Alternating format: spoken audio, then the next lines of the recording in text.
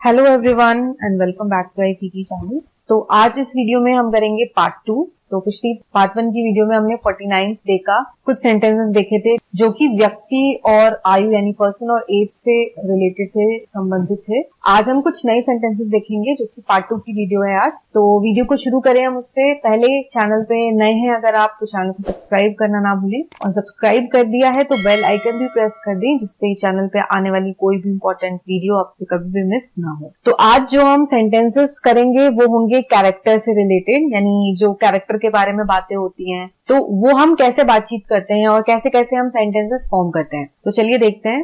पहला सेंटेंस है, गुस्सा करना कमजोरी की निशानी है। To get angry is to show weakness, यानी गुस्सा अगर हम कर रहे हैं तो ये हम अपनी कमजोरी दिखा रहे हैं। टू गेट एंग्री यानी गुस्सा करना, इज टू शो वीकनेस, अपनी कमजोरी दिखाना है। नेक्स्ट, आलसी आदमी अधमरे के समान है। An idle man is as good as half dead. As good as का मतलब होता है उसकी तरह होना, कंपैरिजन कर रहे हैं एक तरीके से। तो कोई आदमी जो कि आलसी है वो अधमरे आदमी के बराबर है, यानी अधमरा आदमी भी बिल्कुल आलसी आदमी की तरह होता है। ना उधार लो ना उधार दो, नाइदर बोरो नॉर लेंड। तो बोरो का मतलब होता है उधार लेना और लेंड का मतलब होता है उधार देना। तुम्हें सच बात बता देनी चाहिए।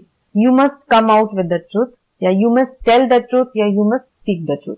तो सच बात बता देनी चाहिए, नहीं कि ट्रूथ बता देना चाहिए। तो you must come out with the truth, यानी सच को बाहर ले आना चाहिए, सच को बता देना चाहिए, या फिर सिंपल कह सकते हो आप, you must tell the truth. निस्वार्थ सेवा में बड़ा आनंद है। There is great joy in selfless service. तो सेल्फलेस का मतलब होता है निस्वार्थ, जिसमें हमारा कोई स्वार्थ ना हो, हमारा कोई मोटिव ना हो, हमारा कोई फायदा ना हो। बिना फायदे और बिना मुनाफे को देख के किया गया जो कार्य होता है वो सेल्फलेस होता है। तो सेल्फलेस सर्विस का मतलब हो गया निस्वार्थ सेवा, और ऐसी सर्विस करने में बहुत आनंद मिलता है। तो there is a great joy in selfless service. उसने अपने पाप का प्रायश्चित किया है। He has atoned for his sin. तो अटोन्ड का मतलब हो गया प्रायश्चित करना, और पाप के लिए हमने यहाँ पे यूज किया है सिन। ही हैज अटोन्ड फॉर हिज सिन। न धोखा दो न खाओ, neither deceive nor be deceive. तो धोखा देना हो गया डिसीव, और धोखा खाना हो गया टू बी डिसीव। धोखा यानी डिसीव, और धोखा देना, तो देना के लिए यहाँ पे हमने टू बी, या फिर इस सेंटेंस में हमने बी लगाया है, नॉर बी डिसीव, ना ही धोखा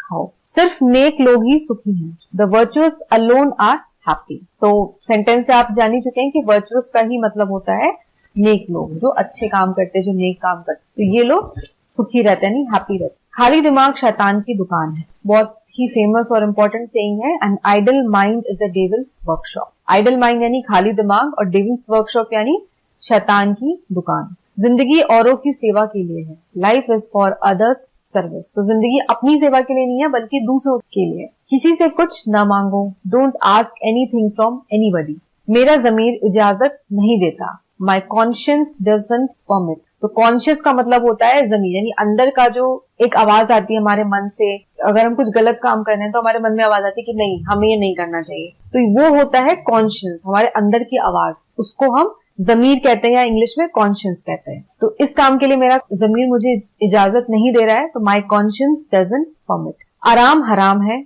to rest is to rust. तो रस्ट का मतलब होता है जंग लगना। जैसे लोहे पे जंग लग जाता है, तो वैसे ही आराम करना भी जंग लगने के समान है। तो ये सेइंग है, जो मेहनत किए बगैर खाता है चोरी करता है। He who Yeats without earning is committing a theft. यानी ऐसा आदमी जो बिना मेहनत किए खाना खा रहा है, यानी वो कोई मेहनत नहीं कर रहा है फिर भी वो पैसे बना रहा है, पैसे कमा रहा है, या चीजें ले रहा है, तो ऐसा जो काम होता है बिना मेहनत का, वो चोरी करने के समान होता है।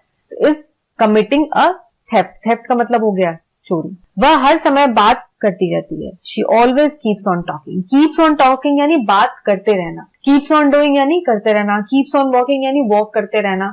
तो जहां कीप्स ऑन लगा यानी कि हमेशा वो काम हो रहा है। वह अपनी बहन से बहुत ईर्ष्या करती है। ईर्ष्या मतलब जलन। She is very jealous of her sister. हमें तुम्हारी ईमानदारी पर पूरा भरोसा है। We are sure of your honesty. तो ईमानदारी इंग्लिश में हम कहते हैं ईमानदारी को ऑनेस्टी। अगर कोई ऑनेस्ट है यानी कि वो ईमानदार है। तो we are sure of honesty यानी हमें तुम्हारी ईमानदारी पर पूरा भरोसा है। वह ऐसा दिखाता है कि जैसे सब कुछ जानता है। ही प्रिटेंड्स टू नो एवरीथिंग।